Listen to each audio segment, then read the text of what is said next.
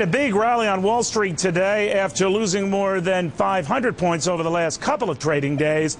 Now appreciably making that back and then some, back over 9,000. And this on a day we were told consumer confidence is the worst it has ever been. But some things are not the worst they've ever been. In fact, if you're U.S. Steel, a key sort of manufacturing component in corporate America, better than expected earnings coming out of that. We had crude oil moving down to a little bit more than $62 a barrel, and we had a lot of optimism that by the end of the day tomorrow, interest rates, at least short-term interest rates, will be lower, maybe upwards of a half point lower when the Federal Reserve is done meeting. Now, is all of this too little too late to help John McCain? It depends on how you're looking at it. My next guest says there is the distinct possibility that John McCain could benefit from all of this in some of the close states. Not enough to win the popular vote, but maybe the electoral vote. Pollster Tyler Harber joining me now. Tyler, explain this phenomenon. You know, you've got two scenarios here, which we've seen once before. In 1980, Ronald Reagan was able to win the majority of the undecideds that were left that were late. And the reason is because these undecideds were afraid to tell the pollster that they were going to go with the popular choice at that point in time, which was Carter, and kind of buck the system. We saw the same thing in 1996 with Bill Clinton and Bob Dole.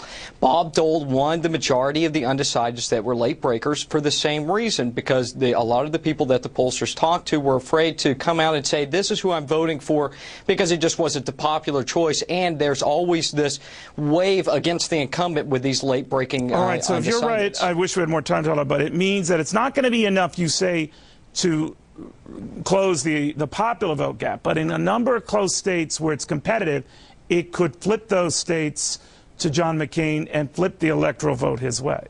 Absolutely. It may be a little far-fetched, but he has to win the 18 states that he's ahead in. He has to win the 7 states that Obama is ahead, but less than 50% in.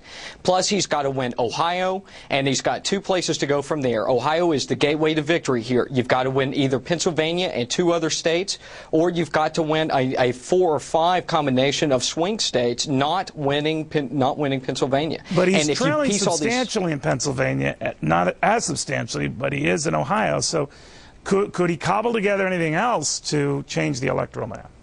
Sure. I mean, the only pathway to victory here is through Ohio. Ohio, you either got to go to Pennsylvania, or you've got to start piecing together some of your western states, like your Nevada, like your Wyoming, like a number of your swing states there, or you've got to pick up places like Virginia, where he's also trailing a little bit. But there is a combination there, and this isn't quite lost yet. But that's what the campaigns are really focusing on. That would be weird if that happened again. It would not go down well on either side. Tyler Harber, thank you very much. Thank you. All right, did